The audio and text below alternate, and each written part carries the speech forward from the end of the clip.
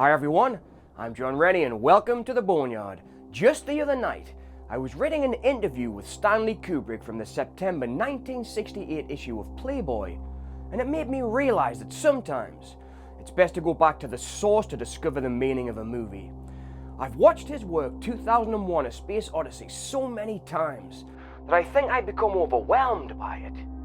Over the years, Kubrick films have been analysed more than most filmmakers' works, and reading this article, it was fun to learn that this was kind of his intention all along. So please join me this episode as we take a deep dive into 2001: A Space Odyssey and listen to Kubrick's intention for the movie in the filmmaker's own words.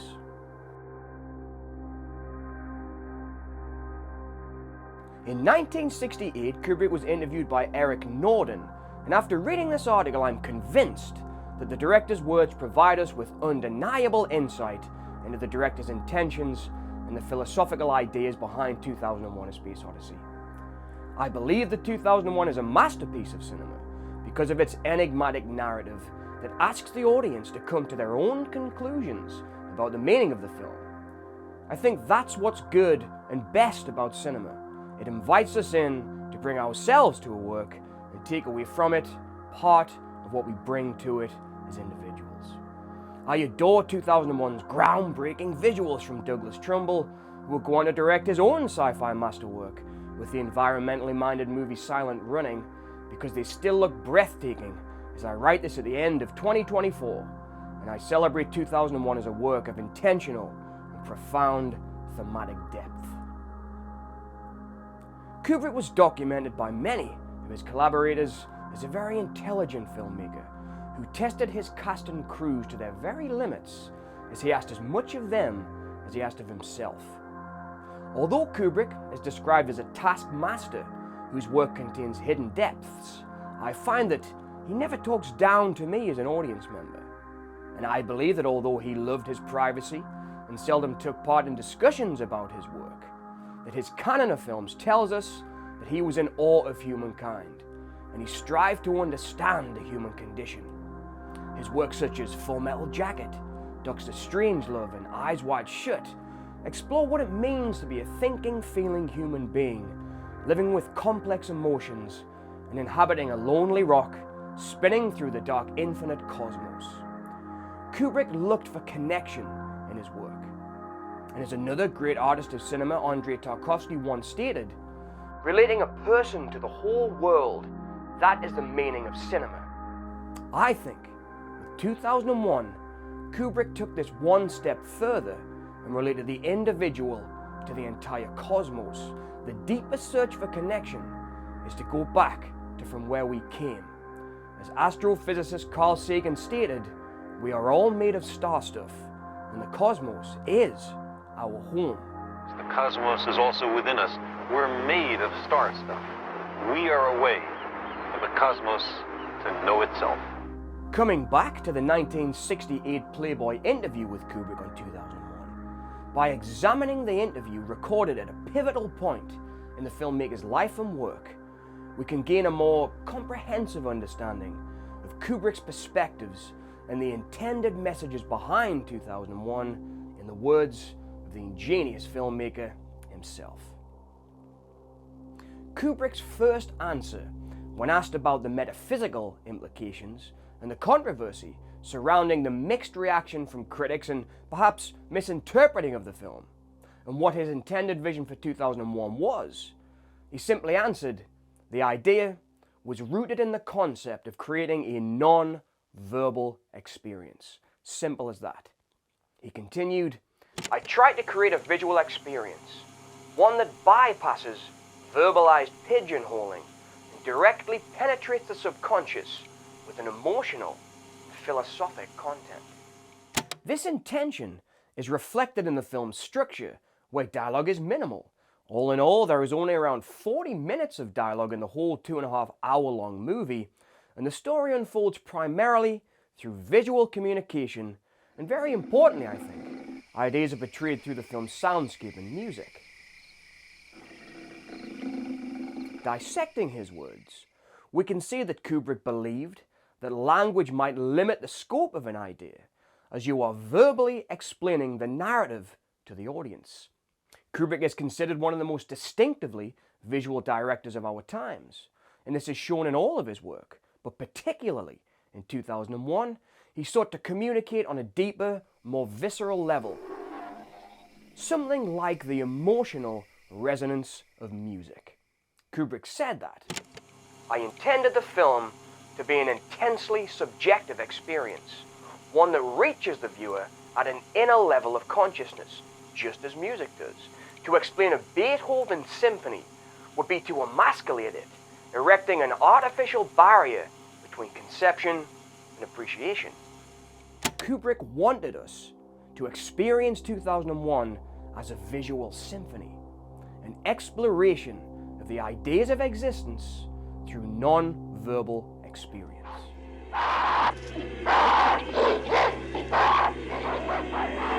At first reading, this might sound like Kubrick is just avoiding giving any definitive answer to what the film is about, as many artists do, as they want an audience to be involved in their work and bring their own meaning to it. Because after all, art is about communication from person to person, be it communicating ideas or looking for some sort of cathartic answer through the artistic process.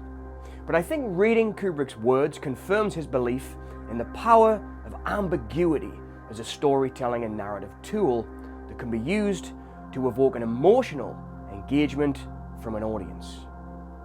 Kubrick, however, has no easy answers for us.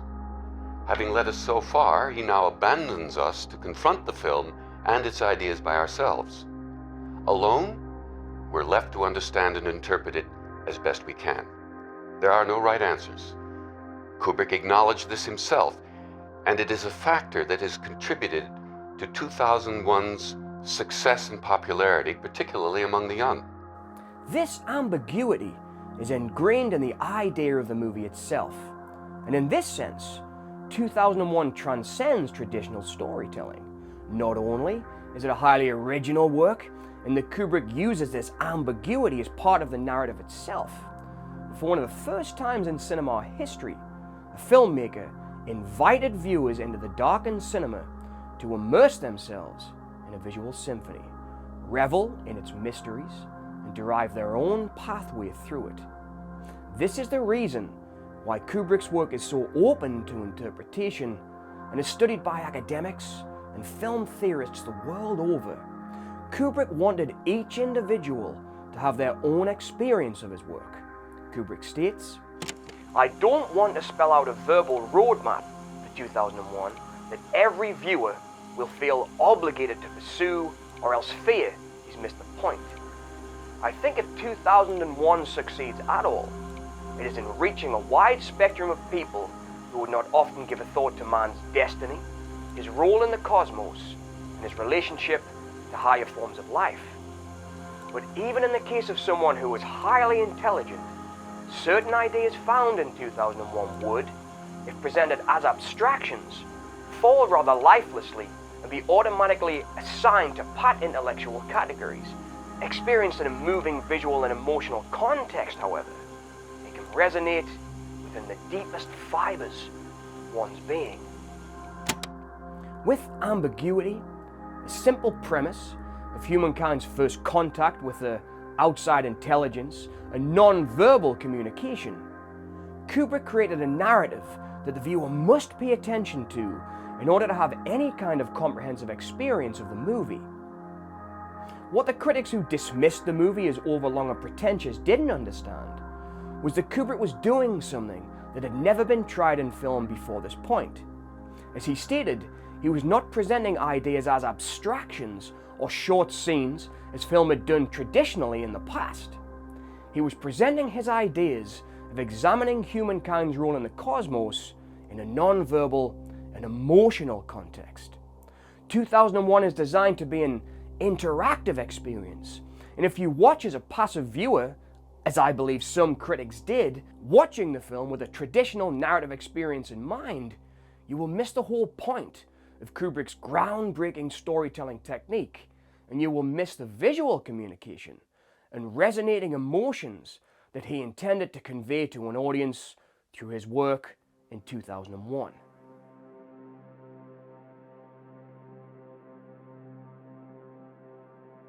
The third section of 2001 is opened with the words Jupiter and beyond the infinite.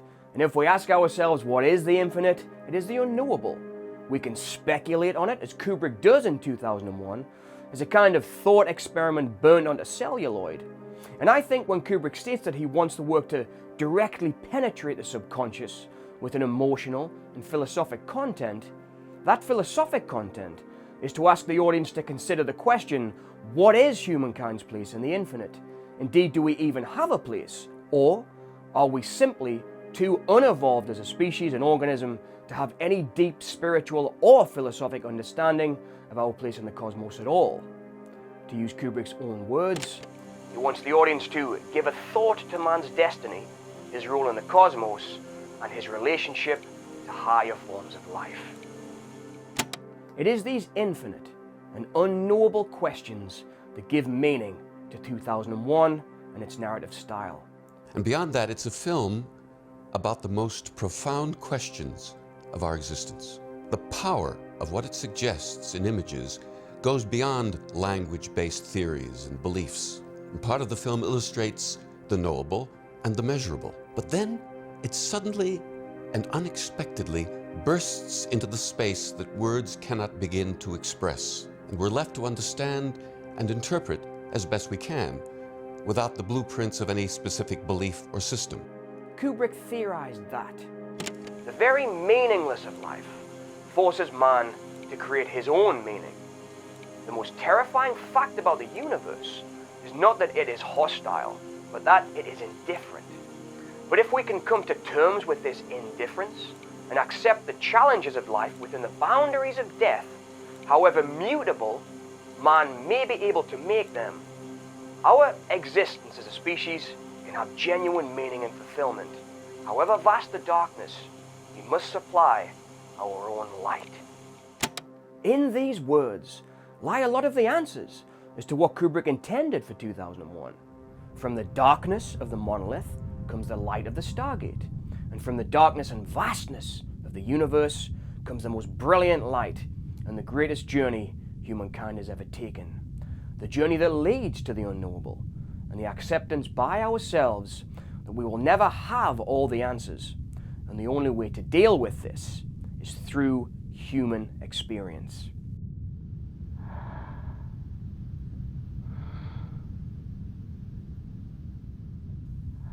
I believe this is what is being visually communicated to us by Kubrick. When the intelligence watches Borman age through his life with no concept of time, until finally he lies dying on a bed, looking at the monolith, which symbolizes the dark infinite of existence here, Borman lies on the very brink of the unknowable. When he reaches for the monolith, Kubrick is showing us the acceptance that he speaks of when he states, if we can come to terms with this indifference and accept the challenges of life within the boundaries of death, our existence as a species can have genuine meaning and fulfillment. This is what Borman realizes and accepts when he gives himself completely to the absolute truth, and he is born again into a higher evolved life of genuine meaning and fulfillment. Which brings us to one of the most popular questions about 2001. What does the ending mean? And what did Kubrick want us to understand when he showed us, in the final shots of the film, what has become known over the years as the Star Child?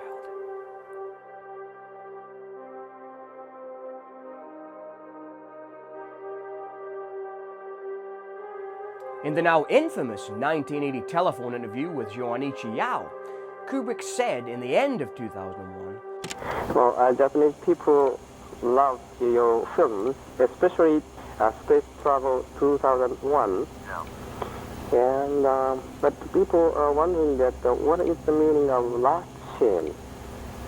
I've tried to avoid doing this ever since the picture came out, because when you just say the ideas, they sound foolish, whereas if they're dramatized, one feels it. But I'll try. I mean, the idea was supposed to be that he is taken in by godlike entities, creatures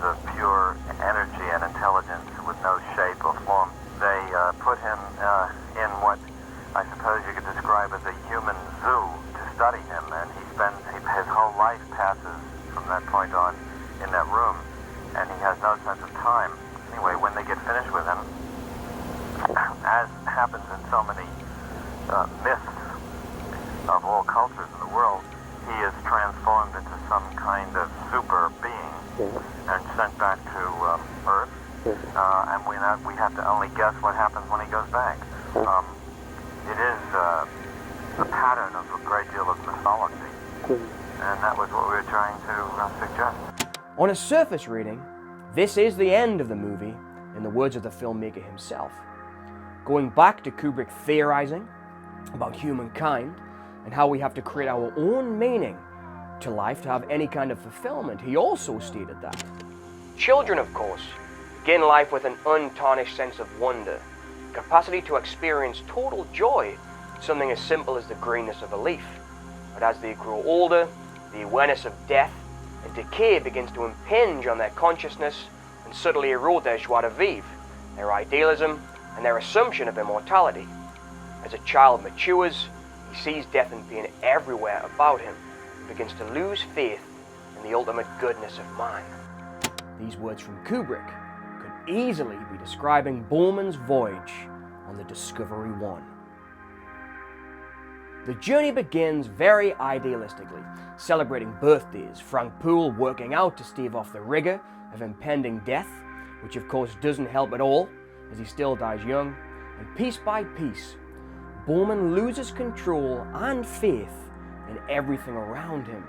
Open the pod bay doors, Hal. I'm sorry, Dave. I'm afraid I can't do that. He is isolated and alone and clinging on for dear life just to survive. Going back to Kubrick's quote about losing faith in the goodness of man, the machine in 2001, HAL 9000, is not evil. It is simply following or misinterpreting orders. It is human error that causes HAL to terminate life functions of those around it. I think you know what the problem is just as well as I do.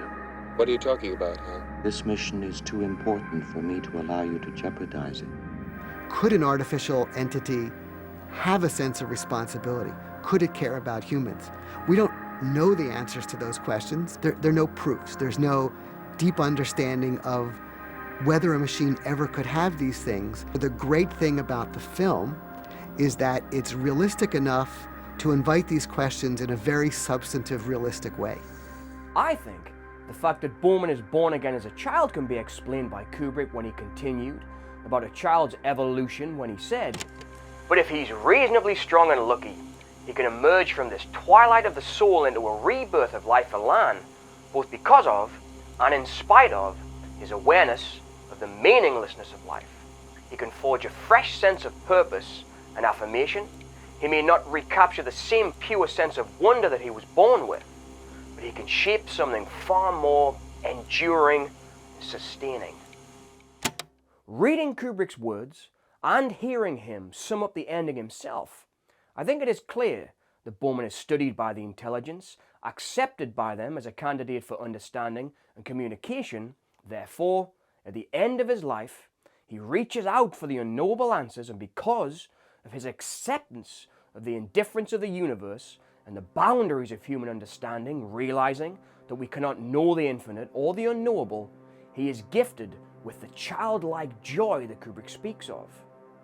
He has evolved, aided by the knowledge of the unknown intelligence, into a being that has the joy and wonder of a child, but also the experience of billions of years of intelligence and understanding of the infinite that is gifted to him by the intelligence. This is what I believe Kubrick wanted us to understand at the end of the movie, that to get any fulfillment out of life, we must accept that we will never know all the answers that we seek. But if we realize this and humble ourselves, we can be as a wondrous child and find deep meaning and understanding within ourselves and see that we are the infinite and the unknowable answers that we seek, because we are the cosmos. Rabbi Lamb, professor of Jewish philosophy at New York's Yeshiva University, believes that contact would be only for the good. I think that if there is a civilization which has lasted that long, then by the very fact of its survival, it has indicated that it has learned certain secrets of social justice, harmony, and the ability for individuals to get along without killing themselves off on a large scale. With Bowman's newfound experience and acceptance, he travels into the monolith and sees the universe inside of himself. And so he evolves into an interplanetary being that can travel anywhere in the universe. Seemingly, he uses the monolith as a doorway to do this, which also helps to explain its shape. He has lived and experienced a whole lifetime, which is the limit of human understanding and experience in our physical bodies. This experience has taught him to accept his limitations and his place in the universe, and he reaches out in childlike wonder and acceptance, symbolizing that he is ready to take the next step into death and go beyond the infinite.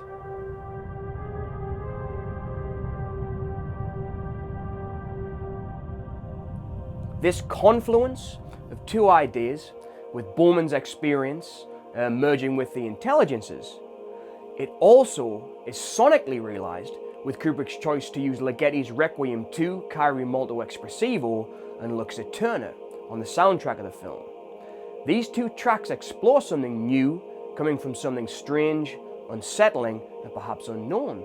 Ligeti describes these pieces of music as his own invention of micro-polyphony, which he said, and I quote, is the complex polyphony of the individual parts embodied in a harmonic musical flow in which the harmonies do not change suddenly, but merge with one another. One clearly discernible interval combination is gradually blurred, and from this cloudiness, it is possible to discern a new interval combination taking shape. Something new taking shape, an evolution. I cannot imagine that Kubrick did not take this into consideration when he chose to use the music, as it is the perfect musical accompaniment to what he is visually showing us. Something new coming from the understanding, the confluence, and communication between Dave Bowman and this unknown intelligence, bringing forth a new form of existence. Bowman reaches the deepest possible understanding of emotional and knowledgeable fulfillment.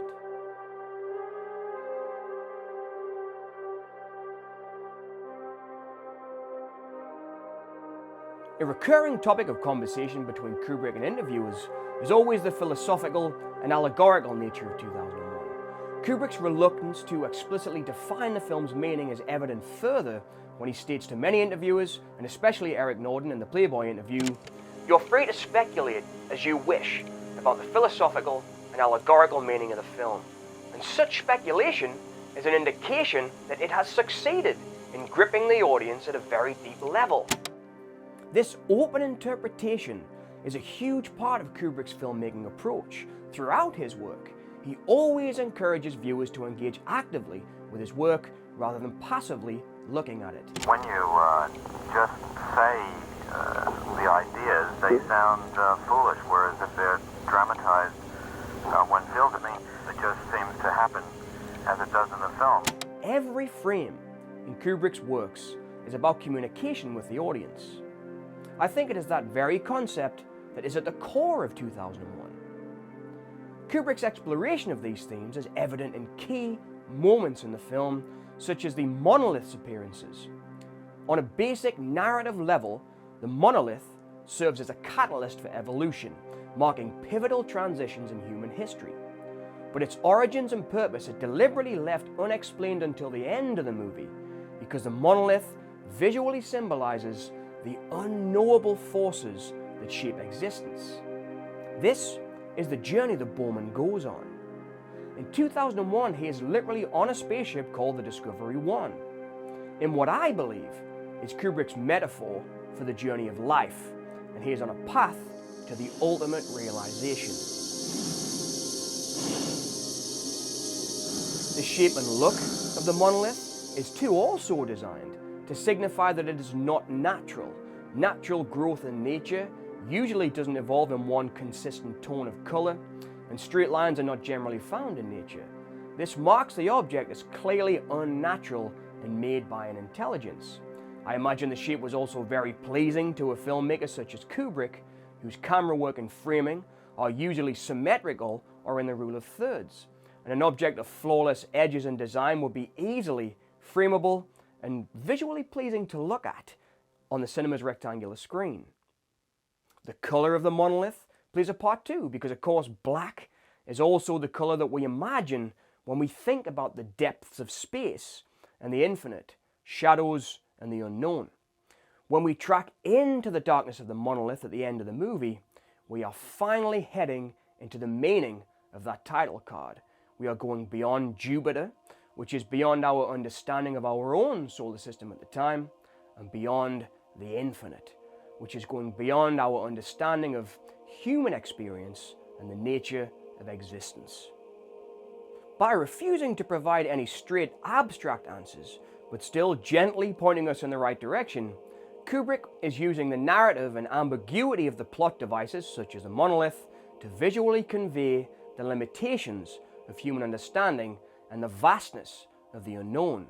In the novel, it is clear that the monolith is a beacon or a siren. Here is a plot summary from the novel from online. A mysterious alien civilization uses a tool with the appearance of a large crystalline monolith to investigate worlds across the galaxy and, if possible, to encourage the development of intelligent life. The book shows one such monolith appearing in prehistoric Africa 3 million years ago, where it inspires a starving group of hominids to develop tools. And that when it lets out the sound that seems to disorientate the humans, that sound is a signifier, or as it is referred to in the original short story by Arthur C. Clarke, a sentinel, which means a guard who keeps watch. Once breached, this sentinel notifies whatever intelligence or consciousness placed it there, perhaps suggesting to them that humans have now achieved the ability to explore the cosmos, and we may now be capable of understanding, and more importantly, capable of communication with whatever planted the monolith for other intelligent life in the universe to find. That at the very moment when we've acquired the ability to go out to the nearer planets, we have also, as a result of the same technological development, acquired the ability to communicate with anybody on the stars, if there's anybody there to listen to our signals and to send anything back. And I'd like to come back to the moon on this, because I think these experiments of listening for signals from other civilizations can only be successfully carried out on the moon, which is another very good reason for going there.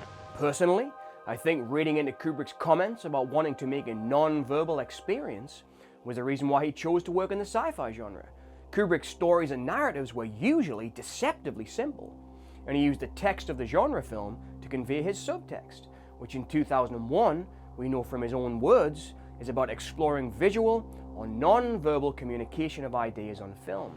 2001 confronts and challenges us with ideas about the very presence of the universe. Ideas not only about the origins of life, but also about the evolution of intelligence and its purpose. And 2001 goes beyond even these questions and reaches out to consider the reason for the universe and the very idea of gods. If we were ever to meet another intelligent species from out there in the cosmos, astrophysicists have theorized that we would not communicate verbally, but it would be images, diagrams, or mathematics that we would use to communicate, because numbers and images have been a constant through line in the evolution of human beings and human consciousness. Humankind sent out a message to the stars with a gold-plated record with diagrams and the sounds of Earth on the NASA spacecraft Voyager 1. The drawing in the lower left-hand corner of the cover is the pulsar map, previously sent as part of the plaques on Pioneers 10 and 11. It shows the location of the solar system with respect to 14 pulsars, whose precise periods are given. The drawing containing two circles in the lower right-hand corner is a drawing of the hydrogen atom in its two lower states, with a connecting line and digit 1 to indicate that the time interval associated with the transition from one state to the other is to be used as the fundamental time scale, both for the time given on the cover and in the decoded pictures. Electroplated onto the record's cover is an ultra-pure source of uranium-238 with a radioactivity of about 0.00026 microcuries. The steady decay of the uranium source into its daughter isotopes makes it a kind of radioactive clock. Half of the uranium-238 will decay in 4.51 billion years. Thus, by examining the 2 centimeter diameter area of the record plate and measuring the amount of daughter elements to the remaining uranium-238, an extraterrestrial recipient of the Voyager spacecraft could calculate the time elapsed since a spot of uranium was placed aboard the spacecraft. This should be a check on the epoch of launch, which is also described by the pulsar map on the record cover. On his TV series Cosmos, astrophysicist Carl Sagan talked about the musical sounds of Earth on the record. And a Voyager should, sometime in its distant future, encounter beings from some other civilization in space. It bears a message, a phonograph record, golden, delicate, with instructions for use. And on this record are a sampling of pictures, sounds, greeting, an hour and a half of exquisite music, the Earth's greatest hits. The record bears, in English, an additional little handwritten greeting. It says, "To the makers of music, all worlds, all times." Cro-Magnon humans drew on their walls to communicate their stories, thoughts, actions, surroundings, fears, and desires. And when humans built the pyramids, they were meant to be seen by higher beings such as the gods. Images and art are a constant, so what better story to visualize in a non-verbal experience than that of meeting a new civilization that we could not possibly share the same language as? It's a perfect vehicle for Kubrick's idea. He placed a story in a sci-fi narrative and used science fact in order to explore non-verbal communication in an intelligent manner that was well researched and shaped through science fiction, science fact, and the deep-seated questions of human existence.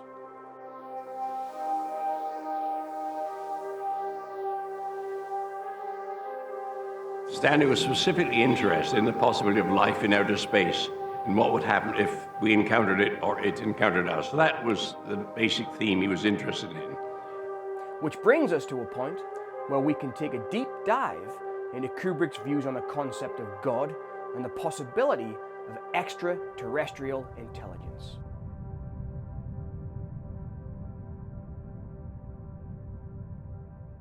Kubrick acknowledged that the God concept is at the heart of 2001.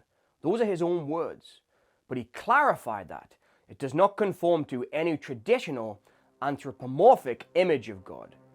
Kubrick's skepticism toward organized religion and monotheistic doctrines is evident, yet he remained open to the ideas of advanced beings whose capabilities might appear godlike to our humanity. And this concept, of course, played a huge role in his preferred reading of 2001. In evidence of this, Kubrick stated, "I don't believe in any of Earth's monotheistic religions, but I do believe that one can construct an intriguing scientific definition of God once you accept the fact that there are approximately 100 billion stars in our galaxy alone, so it seems likely that there are billions of planets in the universe not only where life is on a lower scale than man, but many other billions where it is approximately equal, and others still where it is hundreds of thousands of millions of years in advance of us. They may have progressed from biological species, which are fragile shells for the mind at best, into immortal machine engines, and then over innumerable eons, they could emerge from the chrysalis of matter, transformed into beings of pure energy and spirit. Their potentialities would be limitless, and their intelligence ungraspable to humans. These beings would be gods to the billions of less advanced races in the universe, just as man would appear a god to an ant that somehow comprehended man's existence." Kubrick's words resonate with the film's portrayal of extraterrestrial intelligence as enigmatic and transcendent, epitomized by the monolith and its role in human evolution. The monolith is a doorway to fulfillment, evolution, knowledge and complete communication and oneness with the universe. This perhaps also explains its rectangular doorway shape. Once Bowman accepts his limitations, he becomes limitless and walks through the door. To back this up, in Kubrick's theorizing about extraterrestrials and their appearance of gods, he said, "They would possess the twin attributes of all deities, omniscience and omnipotence. These entities might be in telepathic communication throughout the cosmos, and thus be aware of everything that occurs, tapping every intelligent mind as effortlessly as we switch on a radio. They might possess complete control over matter and energy, and in their evolutionary stage, they might develop into an integrated collective immortal consciousness.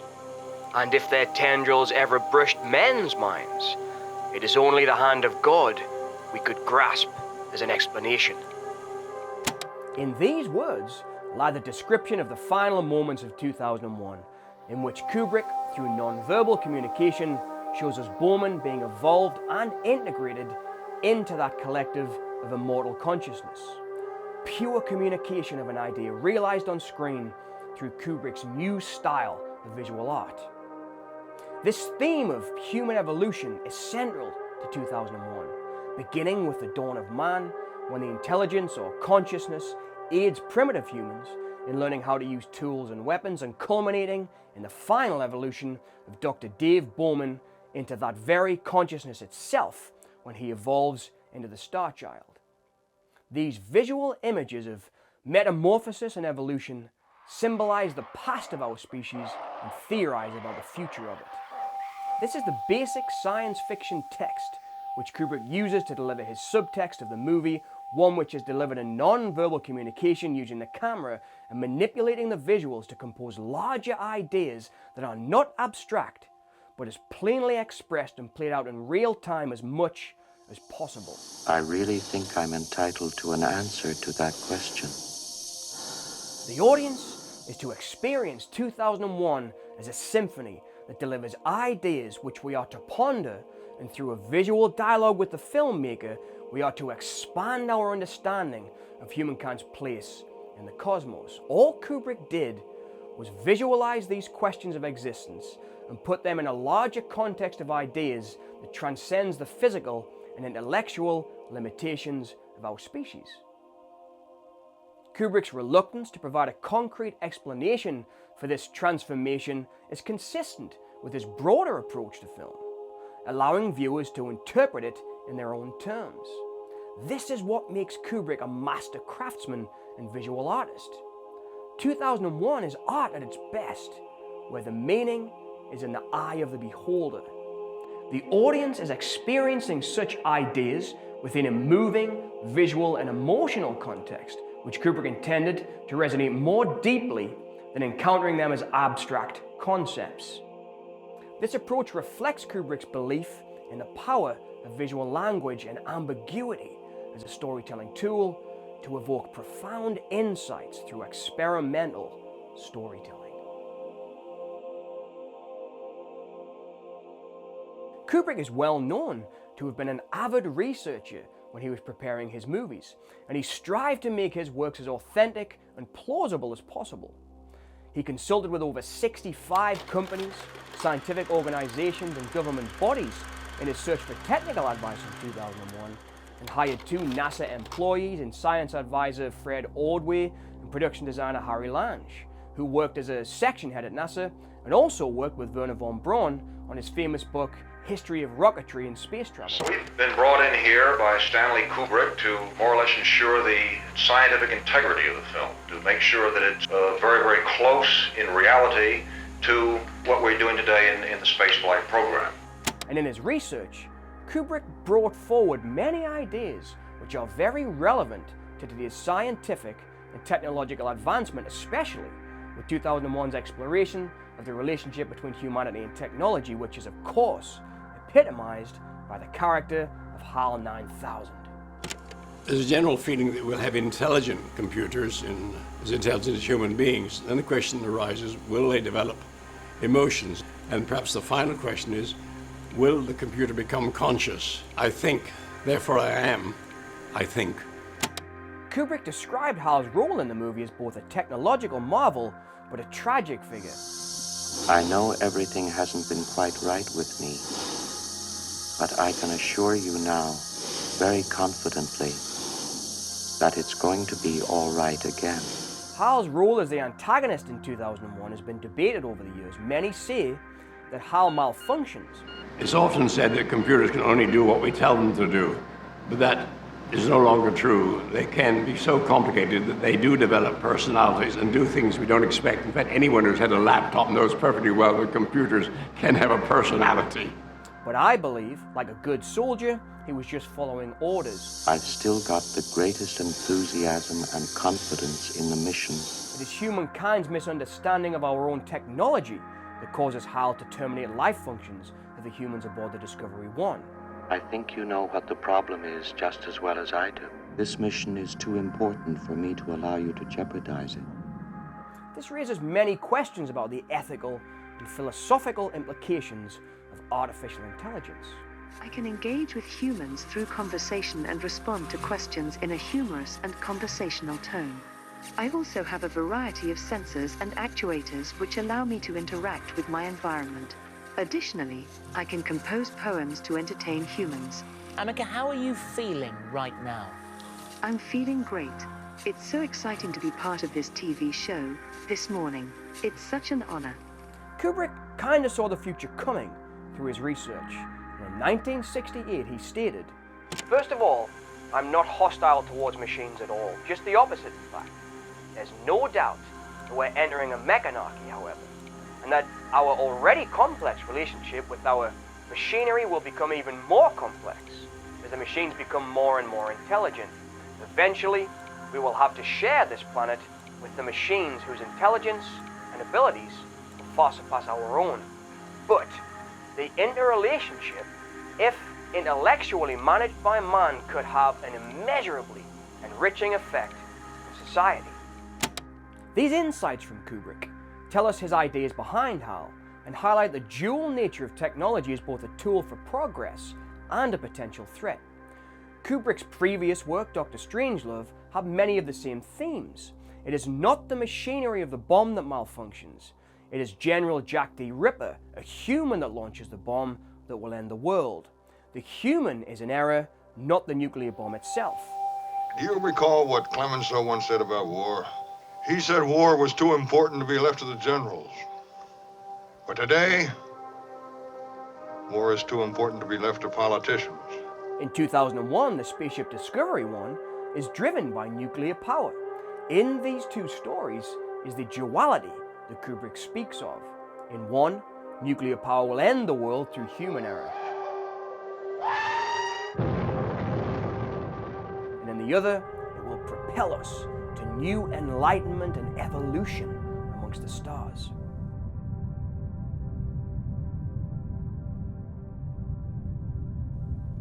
Kubrick was not a misanthropist, as many thought with the release of Dr. Strangelove in 2001. When he was asked about anti-war themes, or if he held a dislike for humankind's destructive nature in his work, he stated, "Good God, no. You don't stop being concerned with man because you recognize his essential absurdities, frailties, and pretensions.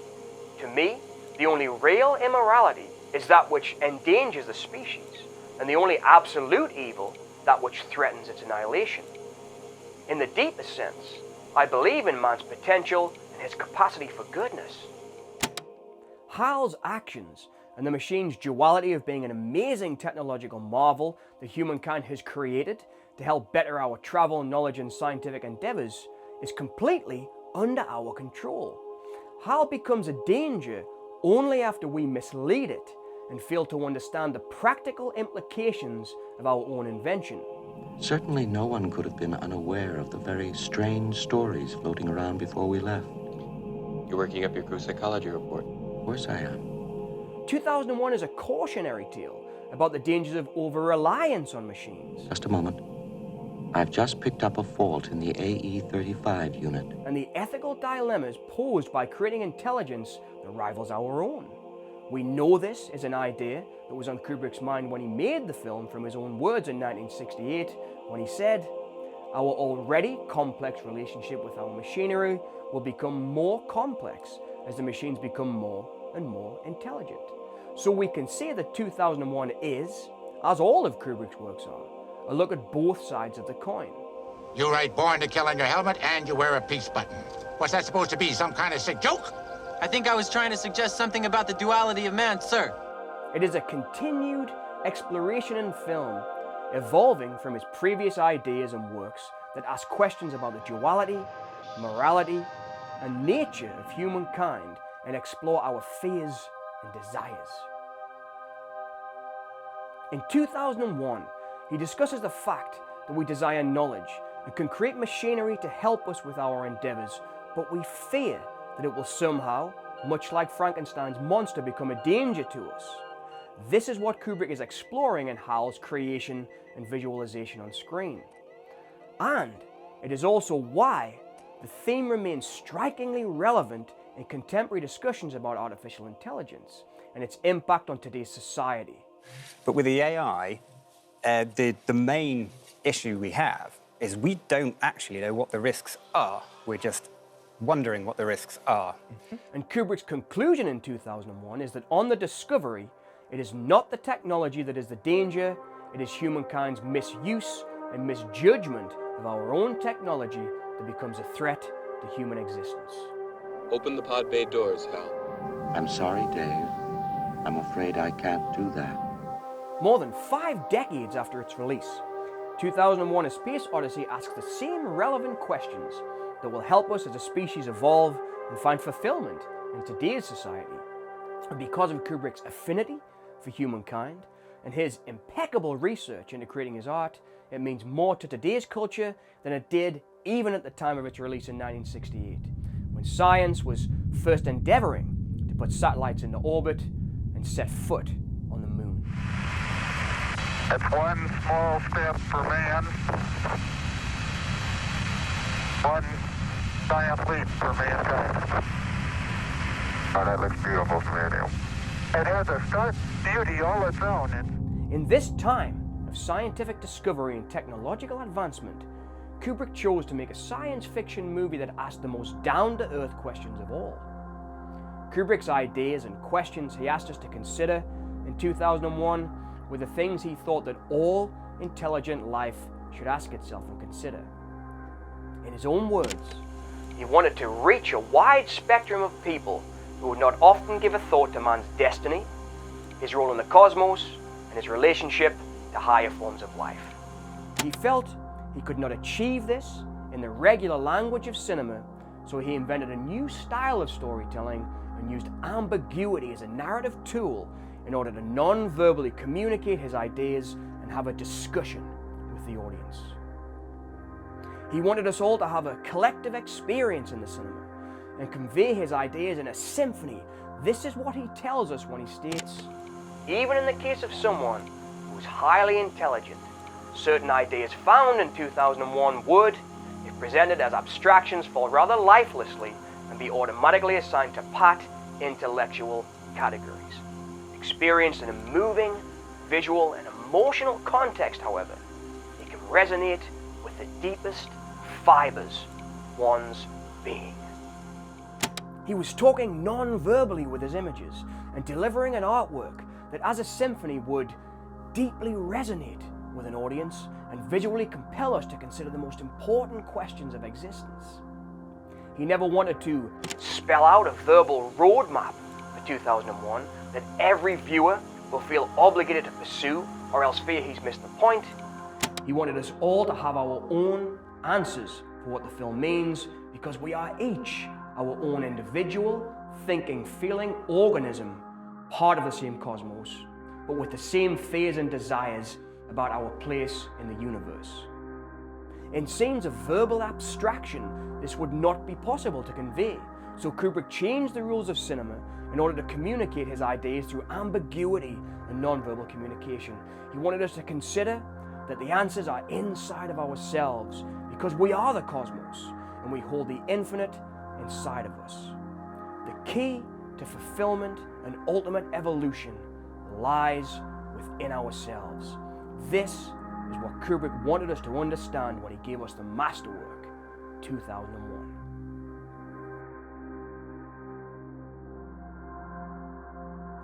Thanks for watching my take on Stanley Kubrick's visual symphony, 2001: A Space Odyssey. If you would like to hear more from me about Kubrick, you can check out my Kubrick playlist here on the Boneyard, where I discuss Eyes Wide Shut, Full Metal Jacket, Barry Lyndon, and The Shining. If you like this content, please remember to like, share, and subscribe, because it's that contribution from you that helps to keep me digging up classic works right here in the Boneyard. Let me know what you think about the meanings of this classic work of cinema, and keep this conversation going in the comments below. And as always, thank you all so much for choosing to join me here in the Boneyard.